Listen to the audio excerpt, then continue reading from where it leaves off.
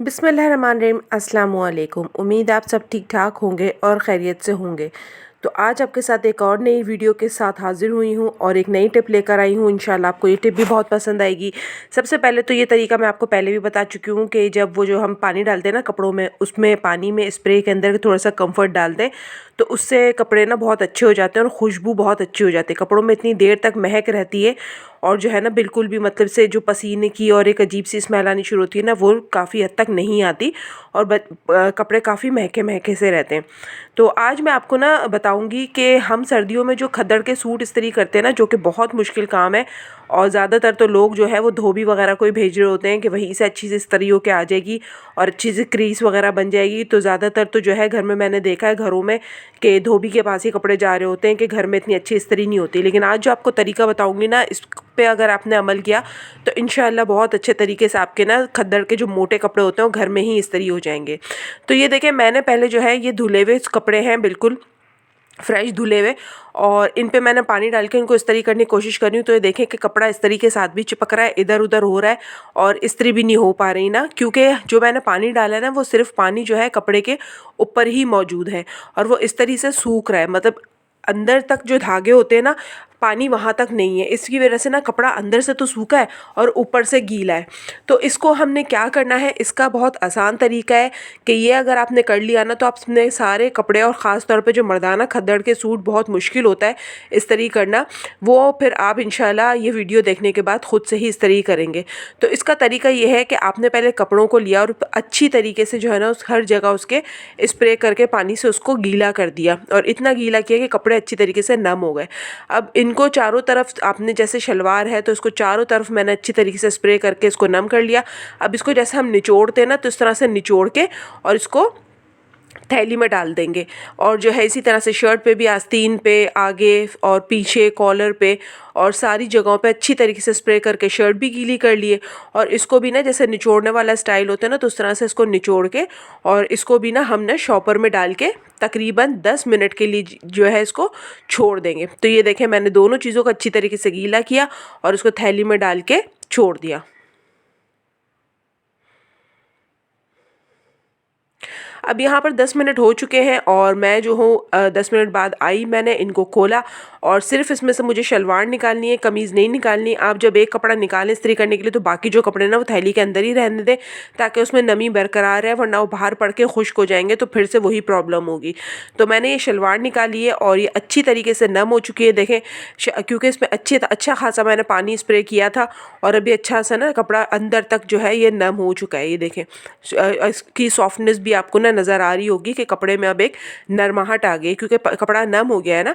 और खद्दड़ के कपड़े वैसे इस्त्री करना एक बहुत मुश्किल काम होता है कि हम जितना भी रगड़ लें, बिजली भी ज़ाया होती है, मेहनत भी लगती है और जो है ना कपड़े में शाइनिंग भी नहीं आती। तो दोबारा से इस पर ना हल्का से ये स्प्रे करेंगे और करने के बाद ना गरम गरम इस्त्री अब इस पर करेंगे। तो ये देखें, इस्त्री कपड़े से चिपक भी नहीं रही और ये देखें कितनी आराम से जो है, ये देखें आपके सामने है कि ना कपड़े इस्त्री होना शुरू हो गए।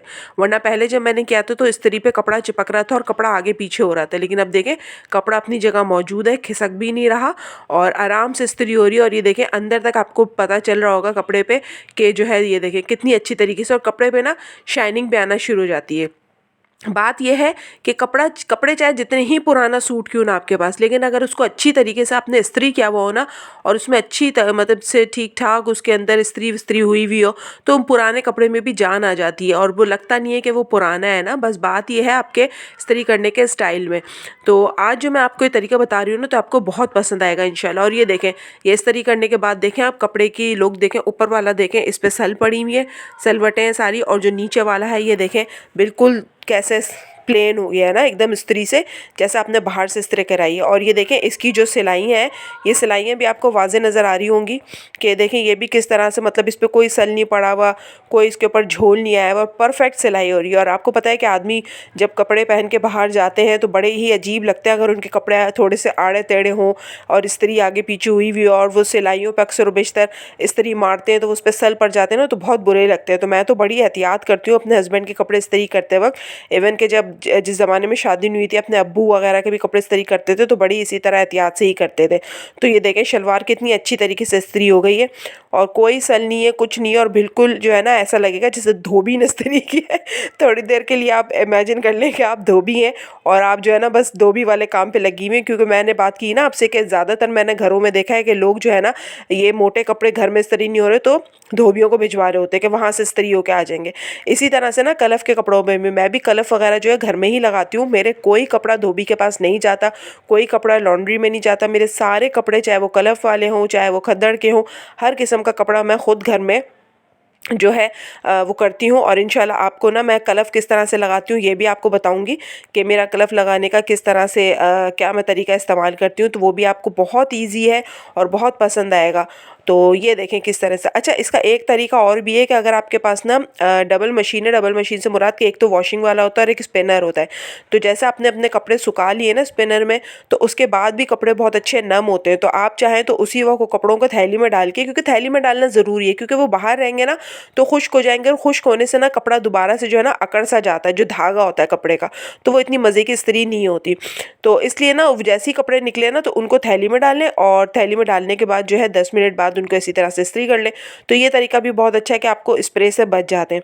तो यहाँ पर ये देखें, ये हम जब इस्त्री करते हैं ना अक्सर ये पीछे जब हम इस्त्री मारते हैं तो ये जो तावीज़ का या बटन का वो होता है ना छप जाता है पीछे बैक पे, जो कि बहुत बुरा लगता है। तो इसका तरीका ये है कि जब आपने पूरी इस्त्री कर ली तो आप इसके ऊपर इस्त्री ना करें जहाँ पे तावीज़ पट्टी आ रही है। अब आप इसको आगे से ना खोलें गिरेबान वाली जगह से और इधर से ना अंदर इस्त्री डाल के इसके और अच्छी तरीके से इसको इस्त्री कर लें। इस तरह से आपकी इस्त्री भी आराम से हो जाएगी और पीछे ना वो डिज़ाइन भी नहीं छपता, वरना वो बटन का और तावीज़ पट्टी का जब पीछे डिज़ाइन आ रहा होता है ना तो बहुत बुरा लगता है, अच्छा नहीं लगता और ऐसा लगता है किसी अनाड़ी ने इस्त्री की है।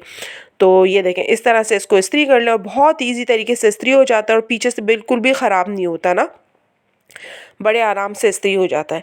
तो मुझे यकीन है कि आपको ये मेरी वीडियो ज़रूर पसंद आई होगी और इंशाल्लाह समझ भी आई होगी। और साथ ही इसके यहाँ कॉलर में भी हाथ लेक मार दें इस्त्री का, ये देखें कॉलर भी बिल्कुल सही हो गया, इस पर भी कोई सल नहीं है, कोई झोल नहीं है और ये भी अच्छी तरीके से एकदम परफेक्ट इस्त्री हो गया।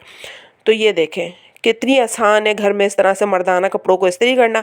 अब आगे से इसके बटन लगा दें आप और आगे से अच्छी तरीके से इसकी क्रीज बिठा के इसको इस्त्री कर दें। और ये देखें, और ये खद्दड़ का सूट है, ये सर्दियों में जो पहनते हैं वो वाला सूट है। मतलब नॉर्मल सूट तो और भी आसानी से हो जाते हैं जो वॉशिंग वेयर होते हैं और कॉटन होते हैं, लेकिन खद्दड़ के सूट जो है ना बड़ी मुश्किल से घर में इस्त्री होते हैं। तो आप जब ये तरीका करेंगे ना तो इंशाल्लाह आपको ज़रूर पसंद आएगा। और ये इसकी फ़ाइनल लुक देखें कितने अच्छे तरीके से ये प्रेस हो गया है और लग ही नहीं रहा कि घर में प्रेस हुआ है। इस तरीक़ों को ज़रूर अपनाइएगा, ज़रूर अमल कीजिएगा और मुझे कॉमेंट बॉक्स में भी बताइएगा। इसी के साथ वीडियो का एंड करती हूँ। अगर आपको पसंद आया तो लाइक सब्सक्राइब शेयर कीजिएगा, मुझे रखिएगा दुआओं में याद, अपना रखिएगा बहुत सारा ख्याल। फिर इंशाल्लाह आपसे मुलाकात होगी, जब तक के लिए अल्लाह हाफ़िज़।